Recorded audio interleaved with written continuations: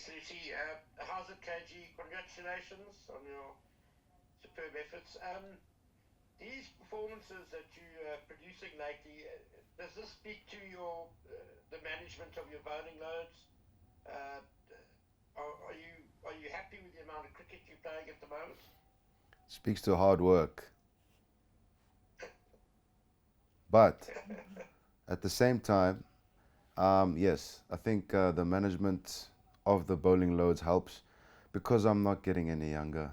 I'm only getting older, and with the amount of cricket that's being played, um, you have to think about it um, in terms of finding periods of when you're gonna rest in order to be the most effective that you can be. So it definitely does play a role. It's just a whole lot of one percenters, and I said that's more than a one percenter actually. The management of that load, yes. So yeah, I would say so, Ken. I would say that that plays quite a big role. Thanks, Ken. Fani, then on Gama. Okay, so congratulations on all the great performances. One of the things that is so impressive is that your strike rate is so great. In terms of fast bowlers in history, you your strike rate is the best for any bowler that's played in more than 20 tests. But how important is strike rates and stats to you, and how much does it drive you, or isn't that a factor for you?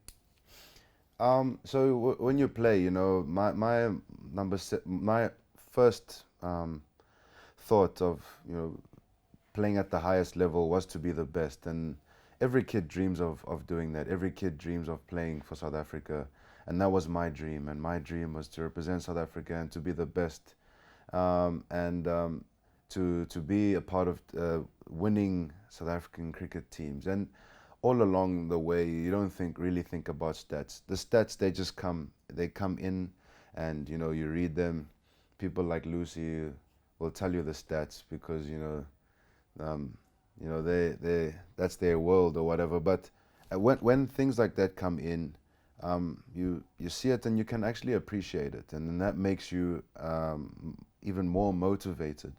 But I think the key is to not be too fixated on that. Otherwise, then you just forget about going through your processes and playing for South Africa. That's my first love is playing for South Africa, and playing in the team and wanting to win.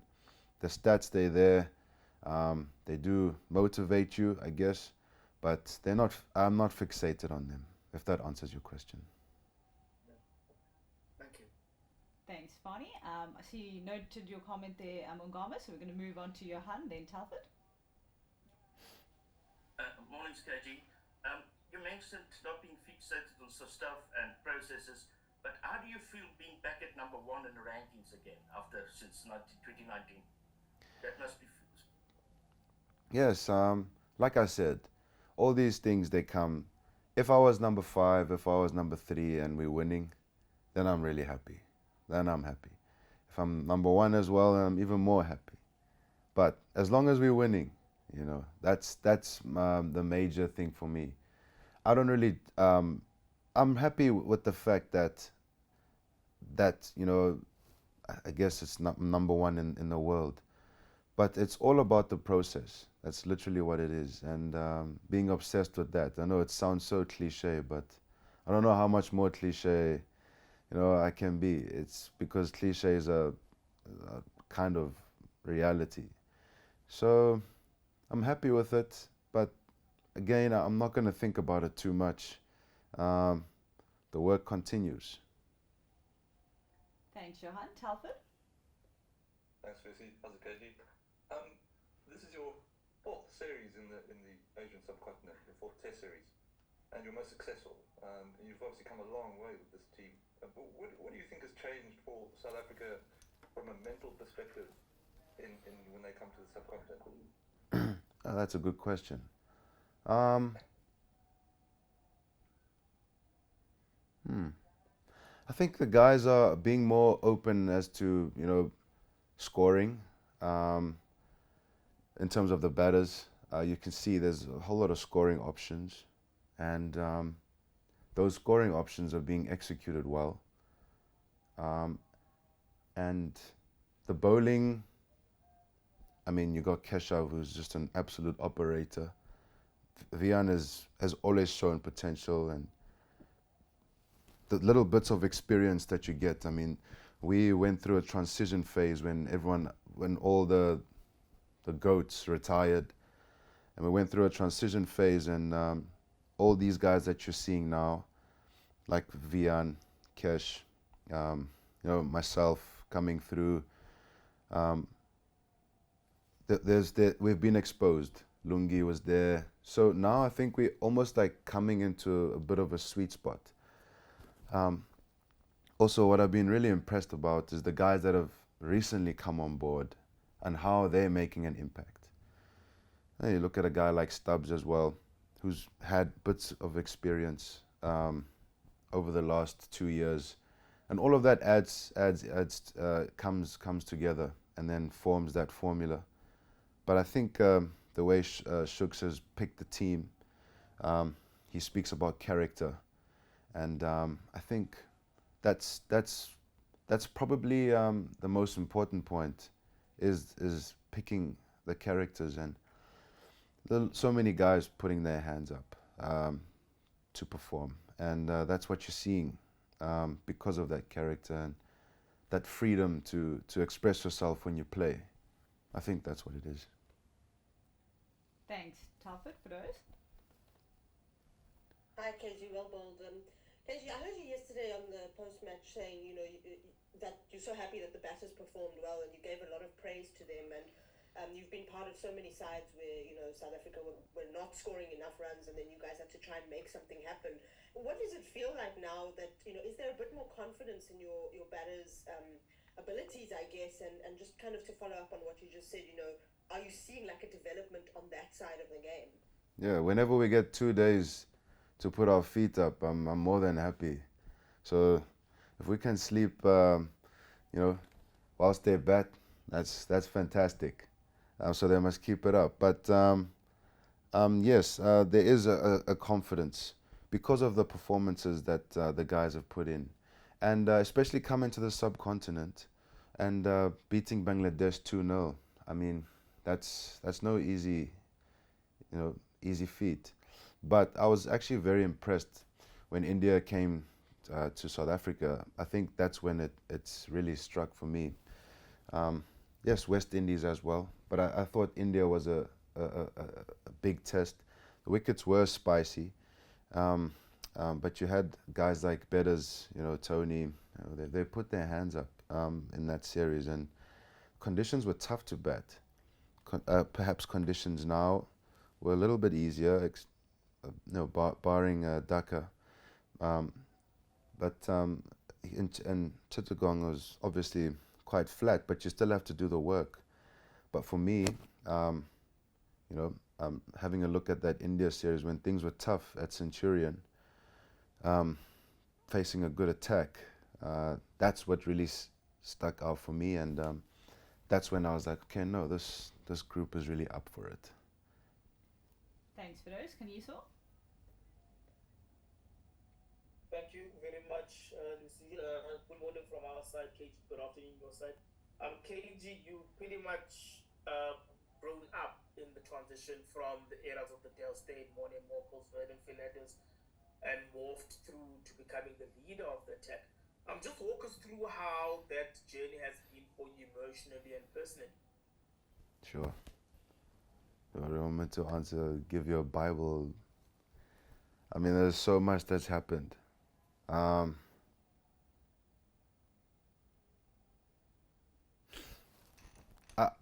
don't know what to say, man. Like, honestly, there's just so much that's happened in that journey.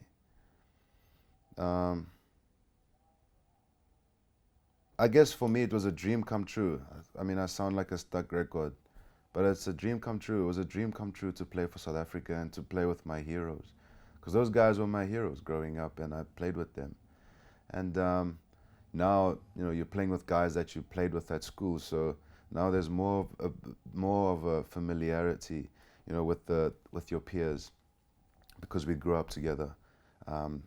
People played against each other at school, played together at provincial level at SA under 19. So that's what you're kind of seeing now. That would be the difference, I think so. But yeah, sorry, I can't give you too much depth on that answer because I think it's a lot. Thanks, Kagiso. Morgan? Thanks, Lucy. Hi, KG. KG, you mentioned now that you have been around for quite a while. It's been a long career for you. How does this series rank for you as a player? And not necessarily in terms of the results, but the cohesiveness, the spirit of the team, because it seems like there's a very big buzz in a test team for the first time in quite a long time, and that's translating into results on the field. Sorry, can you repeat that last part? Sorry. It looks like the spirit in the camp is translating into the results in the field, which has just brought you guys together beautifully as a unit, and it's something we haven't seen in the test squad for quite a while. Exactly. So it's showing, yeah.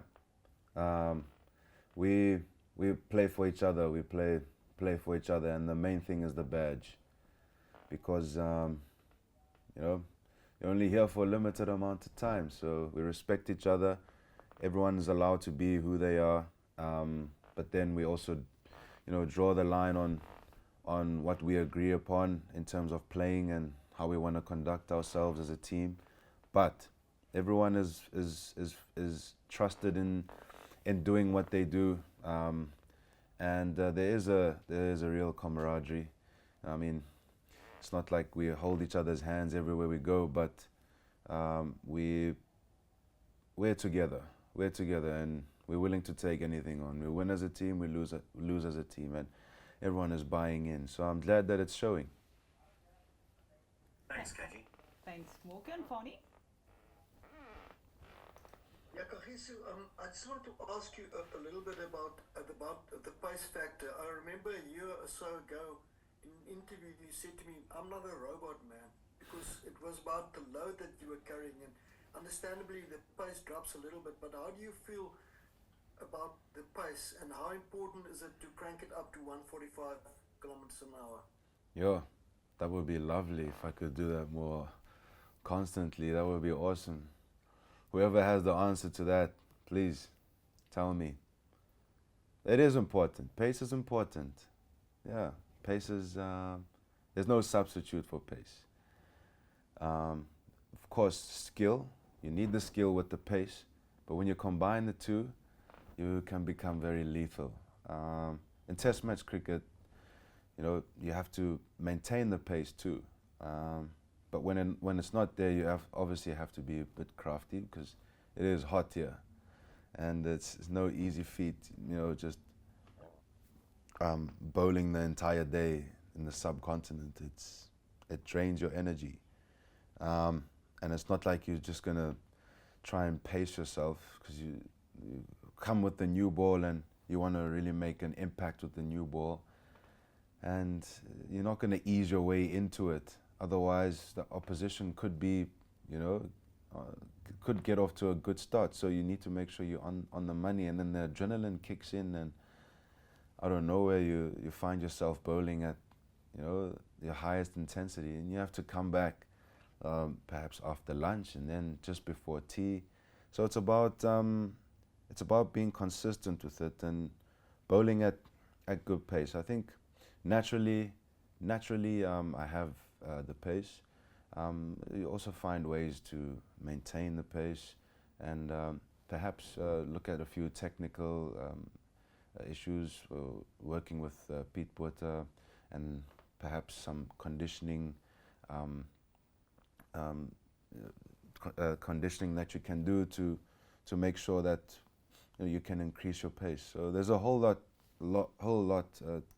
that combines into you bowling quickly, but most importantly, sustaining it. So, and the older you get, the harder you have to work. You won't get away with what you got away with when you were younger. So all the 1%ers, that's when they start to kick in. So that's it. Perfect. We are going to start to wind down this media op. So Ken, please go ahead. Thanks, Lucy. KG, whenever people consider the great fast bowlers, apart from stats, performing well in the subcontinent is always a factor. And South Africa had Dale Steyn before you, who did very well on the subcontinent, and now yourself. How proud are you of performing the way you do in those tough conditions in the subcontinent? And what would you say are the keys to that performance, specifically in those conditions?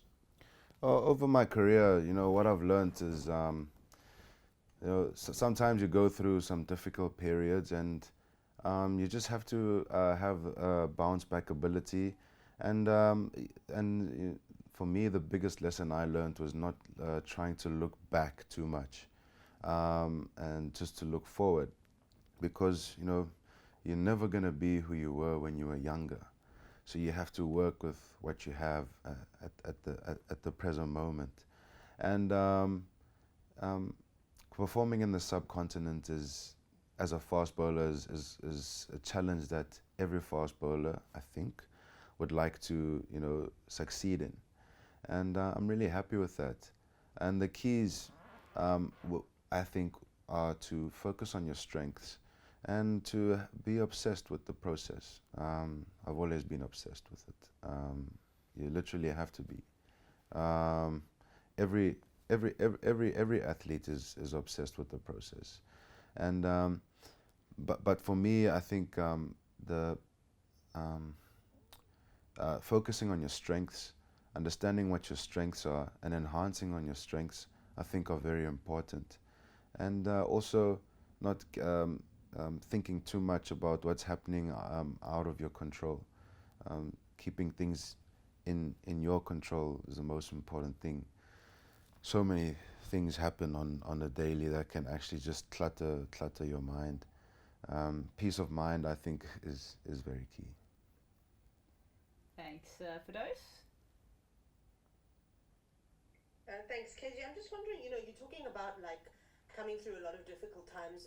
Was there ever a time in the last however long it's been, when results maybe weren't going your way, that you thought oh, why am I doing this kind of thing? And what does it feel like now that things seem to be turning, without being too exaggerative? Can you just maybe summarize some of those feelings? No, well, you say that, a lot of cricketers, a lot of athletes go through that, and I think we're here to entertain people. We're here to play and entertain. And ultimately, that's what we do. And we play for South Africa, and we play hard. But, players go through ups and downs, and I don't think people understand that.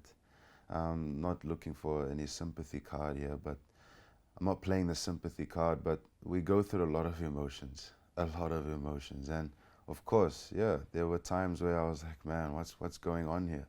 But then in the morning, you wake up, and you just have to front up. The only difference, people go through that on the daily. Everyone goes through, that on the daily. But the thing is that everyone has a spotlight on us, and that's just the difference. So everyone's going to comment on whatever we do. But yeah, there have been times in my career where you are disappointed, but at the end of the day, it becomes worth it. When you do achieve what you want to achieve, and it is what it is. Yeah, but you learn about yourself, really. You learn about yourself, but the particular period, yeah, I think I'll keep that one to myself. Thanks for those. Okay, the last two questions, and then we'll wrap the media up. Percival, and then Keenan. Thank you so much, Lucy. KG, I've got a much easier question. Firstly, congratulations. Can I ask you? Your coach jokingly said he's looking forward to a braai coming back to South Africa. What do you do in your off time? What are you looking forward to when you come back home? Are you looking forward to a braai? Do you have to catch up on gardening? Do you have to do your laundry? What are you going to do before the next assignment? Nice question. I'm just so keen to get back home. Stuck in Bangladesh for, how long has it been? A month?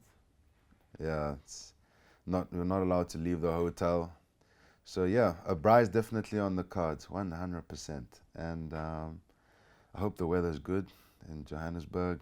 Might go down to Cape Town for a bit, just to relax a bit. But I'm very excited to see my family. But I just want to be in South Africa. Touchdown, South Africa. Best country in the world. Thanks, Percival. And then lastly, Keenan. Thank you, Lucy. KG. Congrats on the performances.